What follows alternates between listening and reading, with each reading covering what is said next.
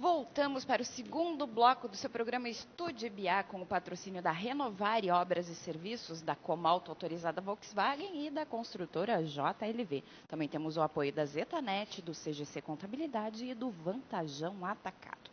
E nesta quarta-feira, damos continuidade ao quadro Saúde é Prevenção, espaço dedicado a compartilhar informações sobre como prevenir doenças, manter a saúde, manter uma vida saudável, né, e cuidar do bem-estar. Em cada episódio, temos a presença de especialistas dando dicas práticas, orientações para que todos possam adotar hábitos mais saudáveis no dia a dia. O Saúde é Prevenção tem o apoio de Argus Oftalmologia. E hoje nós recebemos a diretora do Departamento de Vigilância em Saúde, a Beatriz Regina Garcia, e a chefe de Vigilância Ambiental, a Joana Mara dos Santos, para tratarmos sobre a esporotricose e demais doenças que podem afetar aos animais e também aos seres humanos. Sejam bem-vindas, boa tarde. Boa tarde, muito obrigada pelo convite. Antes da gente dar início aos nossos esclarecimentos aqui, eu só quero pedir para vocês aproximarem bem o microfone, para o pessoal de casa poder ouvir a gente um pouquinho melhor. Então, eu acho que a gente pode começar falando, né, sobre como a esporotricose, o que ela é, né, e de que forma ela afeta os humanos. Bem, eu acho que é importante a gente colocar uma curiosidade, porque nos meus 23 anos de vigilância sanitária, vigilância em saúde, nunca tinha ouvido falar em esporotricose. Acontece que entrava lá na internet, via aqueles gatinhos com algumas úlceras, com algumas feridas, e ficava pensando, o que é isso? Onde é que aparece? Como é que veio? Né? Daqui a pouquinho, a esporotricose caiu no nosso colo, literalmente. Né? Então, a gente vai se aprofundar no assunto, a gente vai buscar informações, como é que acontece, da onde que vem, né? E a gente, sabendo desses detalhes, a gente precisa passar para a comunidade. Né? Nós temos casos de esporotricose já praticamente 3 anos atrás, quando começou a surgir mesmo o problema, e agravou muito no ano passado, 2024, quando a gente teve 204 casos de animais e 48 casos humanos. Nossa. Foi muita coisa. Depois eu vou passar para a Joana, porque ela que está à frente mais desse assunto, em função de ela ser a chefe da vigilância ambiental, esse é o caso ambiental. Né? Então, em 2025, a gente já tem assim números preocupantes, né? Nós recém estamos no 5º dia do 2º mês do ano, então a gente está realmente preocupado com a situação. Muito calor, né? Tudo ajuda a proliferar esse fungo, né? E aí a Joana também vai passar algumas observações e orientações para a comunidade nos auxiliar, porque a gente não tem condições de atender toda essa demanda, né? Se não tiver ajuda do povo em geral. Sim. Tá? Só para a gente ilustrar, talvez seja isso que tu vai falar agora justamente, mas só para a gente ilustrar para o pessoal que está nos assistindo, que nunca ouviu falar na esporotricose, como é que ela age, o que ela é? É uma infecção? Joana, vou passar para a Joana. É um fungo, tá? Que cria úlceras nos animais e nas pessoas. Então, ele é um fungo oriundo da natureza. Então, ele é da palha, ele é do solo, ele é do pau podre. O gato, ele é uma vítima, porque ele passa, se arranha e aí começa a transmitir e fica doente. Então, nós também podemos pegar num próprio arranhão, numa madeira. Então, a gente recomenda que quando vai mexer com material assim de solo, use luva, para evitar também, porque pode estar ali o fungo e aí a pessoa pegar sem ter tido contato com animais infectados. Então, isso é uma coisa muito importante para as pessoas prestarem atenção, tá?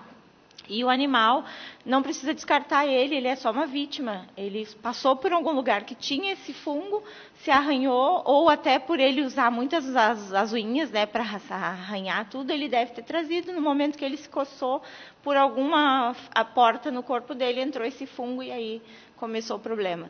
Então, tomar esse cuidado. A gente precisa que as pessoas castrem os animais, para que ele evite sair muito para a rua. Então, essas saídas para a rua que sejam controladas, que sejam com alguém junto, que sejam na guia, manusear os animais também com luva, tomar esse cuidado. Hoje a gente tem o tratamento também, que ele é muito eficaz, tem tido bons resultados, mas precisa que as pessoas tenham essa consciência, que precisa tratar o animal todos os dias. Esse acompanhamento é feito junto com veterinários, tá? Então, o momento que a pessoa entra em contato com a gente, tem um animal doente, a gente encaminha para a clínica veterinária, ou a equipe de zoonose vai até a casa, ou a gente faz a coleta direto, quando eles conseguem, ou se não leva para a clínica, o veterinário faz o exame, dá o diagnóstico e a medicação. A partir daí, a gente fornece a medicação e acompanha esse tratamento do animal. E a gente tem visto muito em gatos essa doença, mas também esse fungo. Mas também em cachorros, algum outro tipo de animal? Sim, em cachorros. Teve alguns casos de cães. Já tivemos cães com esse problema. Mas é muito raro, é menos. É tá? mais o gato. É mais o gato. Os cães que a gente teve é porque eles ou morderam o gato ou tiveram contato direto com o gato infectado. Mas é muito difícil pegar diretamente, sim, pro cachorro. Aquele ato do gato arranhar árvores, madeiras, e ali pode estar o fungo, né? Aí, à medida que ele se coça, ele abre úlceras do próprio arranhão, e ali o fungo vai entrar, né, a partir das suas unhas, e ele passa a ficar infectado.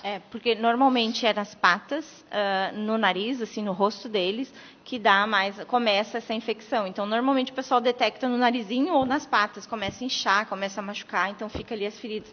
Inchaço também é uma das características, e espirro também. Às vezes ele começa a espirrar, estranho, que estranho, daí logo vai sair a ferida. Ela parece um vulcãozinho, ela começa e estoura, e daí fica um vulcãozinho bem vivo a ferida. Então, tem na internet alguns casos, mas a gente tem também na própria vigilância para poder mostrar. E todo esse acompanhamento, as pessoas a gente tem feito, nos ligam, tem animal ferido, a gente vai de imediato. Se tem alguma pessoa, a gente encaminha para a Patrícia, que cuida dessa parte, e ela vai para a epidemia, né? E da epidemia ela marca com um especialista para a pessoa passar por consulta também. Joana, tu falou uma coisa que me chamou a atenção, né? Que o animal não deve ser descartado. É uma coisa horrível da gente ouvir assimilar isso, sim, né? Mas, assim, o que deve ser feito com esse animal? A gente não quer imaginar que alguém, por ver o animalzinho doente, vai querer colocar fora. Mas qual é o processo? O que deve ser feito? Eu te digo. Na verdade, até tomando para mim essa pergunta, a gente já fez algumas interações, reportagens, e a gente sempre deixa claro isso, né? Que o bichinho não tem culpa de ter se acometido dessa doença, né? E, ao mesmo tempo, ele tem tratamento. Então, assim, as pessoas descartam bem a palavra que tu usaste, assim, pega o bichinho e leva para outro lugar. Não vai adiantar nada, ele vai continuar doente, ele vai continuar disseminando a doença, né? Infectando outros bichos, né? Até os cães aí nesse momento, né? Então, assim, eles têm tratamento. Então, assim, procura a vigilância em saúde através da vigilância ambiental, né? Nós temos uma medicação para doar para esses bichinhos, porque a gente usa também, no caso, a eutanásia, mas aí é quando o bichinho já não tem mais condição nenhuma de tratamento, né? De recuperação. E isso tudo é visto através dos veterinários, né? O veterinário que decide no momento, porque a gente pega bichinhos assim bem comprometidos. As fotografias são terríveis, assim, sabe? E a gente vê que daí não tem mais como solucionar, né, aquele problema. E assim, às vezes o animal a gente não decide nada, tá? Nós temos uma norma técnica também, que a gente segue essa norma técnica, então todo o trabalho ele é feito em cima de uma orientação do Estado, então a gente não criou nada, ou agora eu acho que é melhor assim, não, a gente faz seguindo a orientação do Estado, e em casos muito graves, que não tenha mais solução, ou que o bem-estar do animal esteja muito comprometido, aí o próprio Estado também sugere que seja feita eutanásia nesses casos. Então, são casos extremos, tá? Muita gente falou, a vigilância às vezes está mandando matar os gatos. Não, nunca, de jeito nenhum. A gente não aceita isso também. A gente tem o tratamento, a gente fornece tratamento, a gente fornece todas as orientações, Inclusive, às vezes, até o sachêzinho para a pessoa dar o alimento ou dar o remédio para o gato, a gente levava quando a gente consegue, porque a gente quer ver esse animal bem. Então, a gente faz todo esse trabalho e faz todo o acompanhamento mensal desses animais. Então, muitos deles se recuperam sem nenhuma sequela, volta pelinho, tudo normal, assim. Então, tem que cuidar. É só o cuidado que a pessoa tem que ter. Então, o amor e o cuidado cura. Então, isso é fato, tá? E a gente pede que as pessoas continuem fazendo isso. Tem muita gente cuidando de animais de rua, que viram com a doença, chamaram a nossa equipe, daí a gente precisa que trate esse animal. Muitas pessoas estão abraçando essa causa e estão cuidando desses animais. Então, a gente agradece essas pessoas, porque sem elas a gente não teria como estar fazendo o tratamento em grande quantidade como a gente está fazendo. E outra coisa que a Bia comentou ali, da nossa preocupação, é que nós temos já em 2025 39 animais, que só agora chegou para nós, desde início de janeiro até agora, 5 de fevereiro, e 3 humanos já estão contaminados em 2025. Então, estão em tratamento. O tratamento do humano é mais rápido, tá? Em questão de 30 dias ele já melhora, mas o do animal não. O do animal varia de 3 meses, 9 meses até 1 ano. Então, tem que ser persistente. E durante esse tratamento do animal, ele pode ficar em contato com as pessoas? Ele fica internado, né? Pode ter gente que tenha bastante essa dúvida. Assim. Essa é interessante pergunta também. Parabéns, meninas. Vocês estão bem ligadas. Na verdade, assim, quando a gente vai fazer o atendimento em loco, né? Vai lá na residência, olhar o bichinho, dar as orientações, a gente pede que as pessoas prendam esse animal. Prender gato não é fácil, a gente sabe que não é fácil.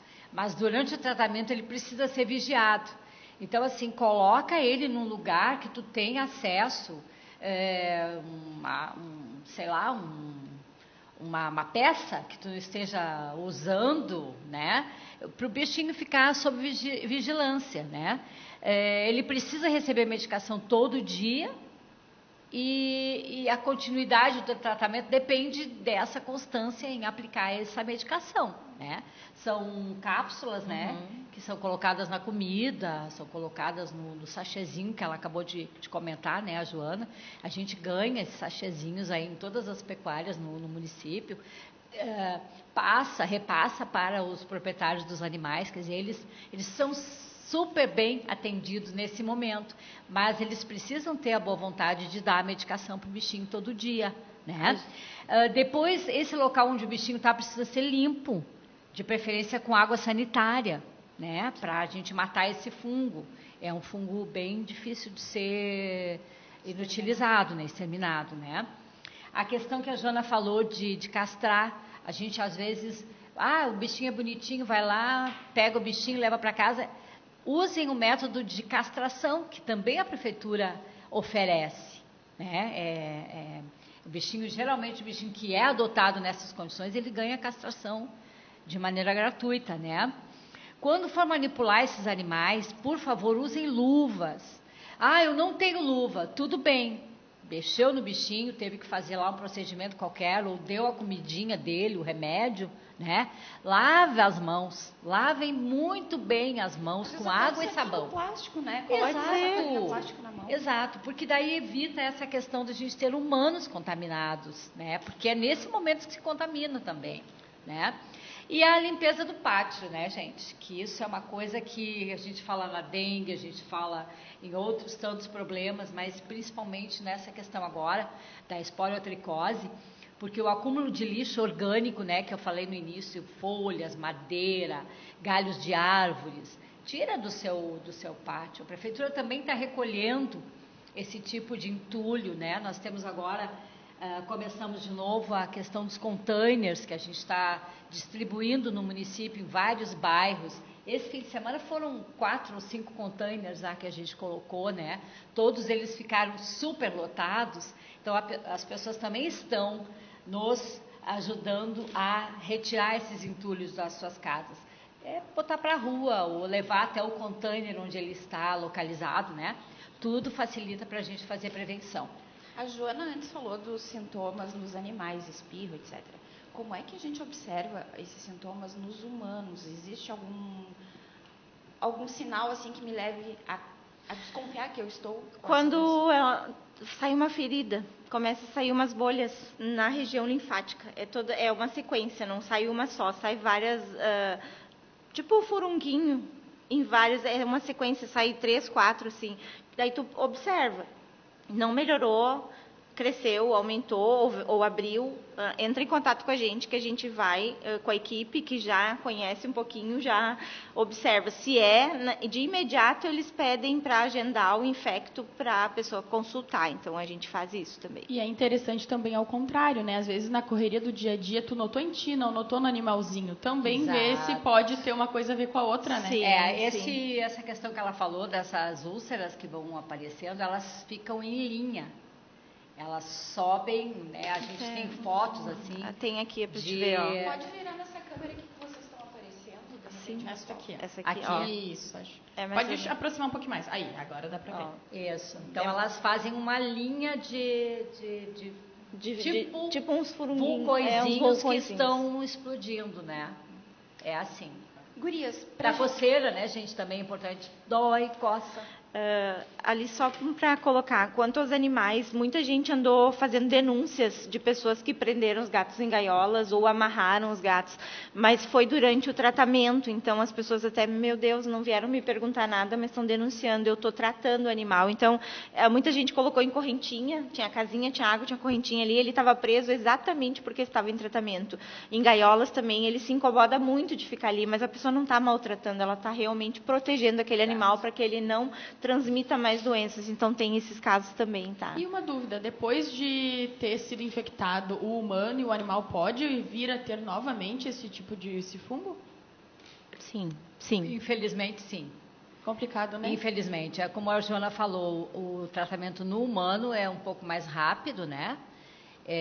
Como eu disse também, uma sequência diário, ele precisa tomar medicação diariamente para ter aquela continuidade no tratamento, né? Muito tempo, de 30 dias é o mínimo, isso vai além, né? E nos gatos, então, como a Joana disse, a gente consegue às vezes recuperar um bichinho, dependendo da situação, da imunidade dele, talvez do tratamento dele, né? Em 90 dias, 120 dias, mas tem gatinhos que a gente tem lá que já faz 1 ano que nós estamos tratando. E assim, eles também têm a dificuldade de entender que não é uma doença grave, é uma doença curável, tá? É uma doença antiga que se descobriu agora, começou a aparecer agora, eu acho que pelas mudanças climáticas que a gente teve, muitas alterações e a gente descobriu essa doença, mas é uma doença antiga, tratável, não precisa se assustar, as pessoas estão assustadas, chegam lá apavoradas, ai, o que eu faço com o gato? Calma, a gente vai conseguir tratar ele e em pouco tempo ele está recuperado de volta no convívio. Tinha alguma outra denominação no passado? Não, a doença do jardineiro, ela é conhecida como a doença do jardineiro. Que os jardineiros se machucavam nos espinhos das roseiras e muitas vezes ali tinha o fungo. Era isso. Não existe vacina para prevenção? Não, prevenção não. Infelizmente não. Durante o tratamento, em alguns casos, a gente tem alguns injetáveis que são feitos na clínica daí. Para os casos muito graves, a gente tem esse, para os animais, a gente tem esse, mas não exclui o antifúngico também, que tem que ser tomado diariamente. Muito bem, a gente vai fazer um rápido intervalo e já a gente volta para falar mais sobre esse tema, não saia daí. A construtora JLV, fundada em 2004, é referência em obras públicas com atuação em todo o estado. Oferece serviços de terraplanagem e projetos, além de fornecimento de madeiras para frigoríficos, mantendo sempre a qualidade e o compromisso social. Telefone para contato 51 36 32 33 89. Pequenas ações, atitudes e medidas sustentáveis podem ser adotadas para mudar os hábitos de consumo de água no dia a dia. Uso consciente. Água para sempre. Esta campanha tem o apoio da Sky Informática, Fundação Proambi, Pré-Sul Pré-Moldados.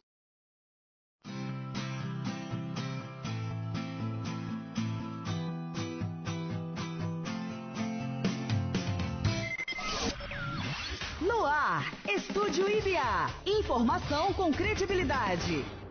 Voltamos para o nosso terceiro e último bloco aqui do programa Estúdio IBA, com o patrocínio da Renovar e Obras e Serviços da Comalto, autorizada Volkswagen, e da JLV Construtora. Também temos o apoio da Zetanet, CGC Contabilidade e do Vantajão Atacado. E agora a gente retoma, então, a entrevista com a diretora do Departamento de Vigilância em Saúde, a Beatriz Regina Garcia, e a chefe de Vigilância Ambiental, a Joana Mara dos Santos, para falarmos, continuarmos falando sobre a esporotricose. Lembrando que o Saúde e Prevenção tem o apoio da Argos Oftalmologia. Algumas perguntas aqui que a gente tinha trazido para o terceiro bloco, as meninas já se adiantaram e responderam, né? Mas a gente... Não, mas é importante ficar alinhadinho ali, não tem problema. Mas a gente falou um pouco da contaminação dos humanos, dos dias de tratamento. Como é que é ministrado esse tratamento nos seres humanos? Que tipo de medicação? Não sei se vocês... Na verdade, a medicação é a mesma. É a mesma que é dada para o humano, é dada para o animal. Tá? Só que em doses diferentes. Né? Isso tudo a critério médico e a critério do veterinário.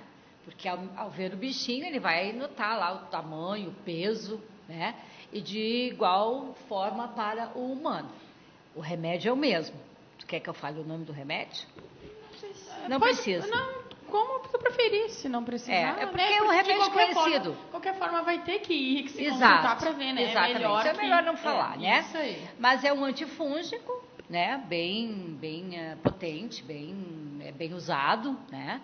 É o que a gente recomenda, o médico vai receitar, o veterinário vai receitar para o bichinho. Inclusive, a gente não dá o remédio enquanto não tiver a receita do veterinário, né? E o humano recebe a medicação lá na farmácia da Secretaria da Saúde, né? Que o remédio vem via SUS, né? Então, é a mesma medicação, só que em dosagem diferente. E pode haver efeitos colaterais? Tu disse que é um medicamento tanto conhecido, mas é sempre bom perguntar. Como tudo que é medicação é droga, né? Ele tem sim efeitos colaterais, né? Eu até não poderia aqui agora te nomear e enumerar as adversidades, né? Mas elas existem. Por isso, a necessidade de se passar, então, num médico, um infectologista que nos atende, né? Que a gente encaminha as pessoas, e o veterinário. Porque tem a relação do bichinho, se está esperando filhotinho, essas coisas todas entram na avaliação, né, do veterinário. Assim, uma coisa, em 15 dias a gente já nota resultados, tá? Só que nos primeiros dias normalmente ocorre uma piora nos animais, a gente percebeu isso, tá? Então, às vezes estoura mais úlcerazinhas, então as pessoas, mas ele aumentou. Aumenta e depois diminui, começa a secar logo em seguida. A partir de 15 dias da medicação, a gente já consegue observar resultados. Por isso que a nossa equipe visita as casas, para já observar como é que estão os animais, ou a gente pede, me manda uma foto, quero ver como é que está, melhorou, não sentiu algum resultado. E aí depois, se a gente percebe que não teve resultado, a gente encaminha novamente para o veterinário, tá? Então sempre a gente está embasado com o que os nossos veterinários nos recomendam. Em momento algum a gente pode dizer ou tratar um animal sem que a gente tenha essa comprovação. Então, tanto do exame, para ver se porque a gente não pode liberar um remédio forte para um animal sem que tenha certeza da doença, e depois a receituário do veterinário. A gente vai se encaminhando aqui para as nossas últimas perguntas. Eu gostaria de saber de vocês quais são as zoonoses mais comuns que vocês registram aqui no município. Bem, infelizmente a nossa maior preocupação hoje, né, é essa esporotricose e a dengue, né? Porque a gente vem trabalhando há muitos anos em relação à dengue e as coisas mudam. O bicho sofre mutações e essas coisas a gente tem que se adequar a cada ano que passa, né?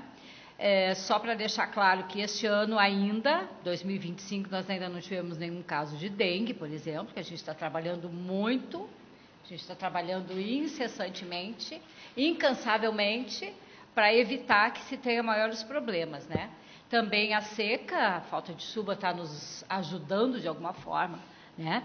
Mas, por exemplo, lá em Minas Gerais e em São Paulo, a gente já soube hoje com casos com febre amarela. Então, assim, um ano tu te preocupa muito com a dengue, no outro ano tu já tem que te preocupar que vai começar zika, chikungunya, febre amarela. Então, são estágios, o gráfico vai, desce, sobe de novo. Então, ano a ano tem mudanças, né, nessas situações aí. E outra coisa também que a gente não tem mais tido assim, ideia de casos é na raiva, né? Porque nós fizemos um trabalho muito grande agora após a enchente, né, Joana? Sim. Foram quantos animais vacinados? Acho que a gente teve em torno de mais de 2.500 animais oriundos da enchente vacinados contra a raiva. Né? A gente teve alguns problemas com leptospirose, porque é normal, né? A enchente invadiu tudo, e esgotos, e os ratos e tal. Então, a gente teve problemas também, mas foram pouquíssimos casos em relação ao tamanho do problema que surgiu em relação à enchente, né? E os outros, então, são coisas que a gente não tem contato, que as zoonoses, assim, de animal que transmite para o homem, né? Brucelose, febre maculosa, gripe aviária, isso a gente não teve, né? Larva migrans, que é aquele bichinho geográfico, as crianças sentam na areia. Então, mas isso tudo é tratável, então não se teve grandes problemas, né? A leptospirose, que eu já falei, a raiva, a toxoplasmose também não se teve contato, né, com algum resultado disso, né? Então, a vacinação o maior problema é a esporotricose e a dengue. A vacinação tem sido fundamental, então. Com certeza, sempre. O que fica de interessante aqui, né, estava pensando agora, é que justamente a gente está com essa ideia de falar mais sobre prevenção e justamente os dois problemas que podem vir a ser os maiores podem ser bem prevenidos com uma limpeza do pátio. Sim, né? Isso mesmo. Disseste tudo. Né, fica aí a Disseste tudo. Essa é a nossa grande preocupação. Uma coisa muito importante que a gente precisa muito da nossa comunidade é que eles deixem os nossos agentes entrarem, fazerem a visita, passarem as orientações, porque eles estão ali para ajudar. Mas de novo vocês aqui, é porque a gente precisa. Quanto mais informação, melhor. Quanto mais a gente estiver nas casas ajudando as pessoas, menos problemas de pessoas doentes a gente vai ter. E a gente está realmente comemorando muito esse resultado, que nós estamos dia 5 de fevereiro e nenhum caso de dengue positivo no nosso município. Então, agradecer aos nossos agentes pelo trabalho que eles estão fazendo, porque é cansativo, é no sol, é na rua e é todos os dias. A gente faz a visita, a gente faz a aplicação de inseticida, a gente volta lá na casa para reforçar as orientações. Então, esse trabalho é fundamental e a comunidade precisa entender que as entradas deles é para isso. As armadilhas que a gente tem hoje em todo o município contra a dengue é para nos orientarem onde é que eu tenho foco, onde é que eu tenho mais foco, onde é que eu tenho que trabalhar mais. Então, isso tudo está nos dando um norte para a gente poder fazer o nosso trabalho e reforçar isso. Então, os agentes têm ido mais nas casas, sim, têm ido mais por causa disso, porque a gente tem focos em alguns bairros mais, outros menos, então a gente está trabalhando muito isso, tá?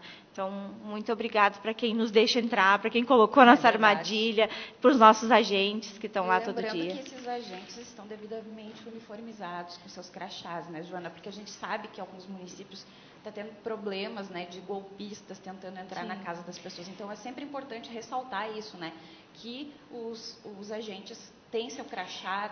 A gente precisa melhorar uma parte nessa tua declaração, uma pequena parte. Nós estamos com alguns problemas com os uniformes, né, em função de início de ano. A gente termina um ano e precisa recomeçar as compras, os pedidos, os orçamentos, né? Então, alguns a gente peca porque nós não temos um uniforme ainda uniformizado. Padrão, né? Mas, assim, se as pessoas tiverem dúvidas, liga para nós, 3632-1113. Olha, está aqui na minha porta a Joana e a Beatriz, elas são da equipe, posso deixar entrar? Não tem problema, todo mundo tem. O pessoal tem o crachazinho a gente tem. A gente tem, mas o uniforme está um pouco precário nessa situação. Eles vão com a camiseta. Mas daqui a pouquinho já vai ter. Então, eu acho que também cabe a nós deixar algum número, então, né? Já vai que alguém veja a nossa entrevista e está com essa dúvida. Com certeza, o 3632-1113, a gente está à disposição. Muito bem, gente. Muito obrigada pelos esclarecimentos trazidos por vocês aqui. Obrigada, Isa, pela tua participação. a Beatriz e a Joana, então, mais uma vez aqui com a gente, Muito né? obrigada. Voltem sempre, meninas. Muito obrigada. Lembrando que o Saúde é Prevenção tem o apoio e patrocínio da Argos Oftalmologia. E a gente vai ficando por aqui, encerrando esse programa nesse comecinho de tarde de quarta-feira. Até mais. Tchau.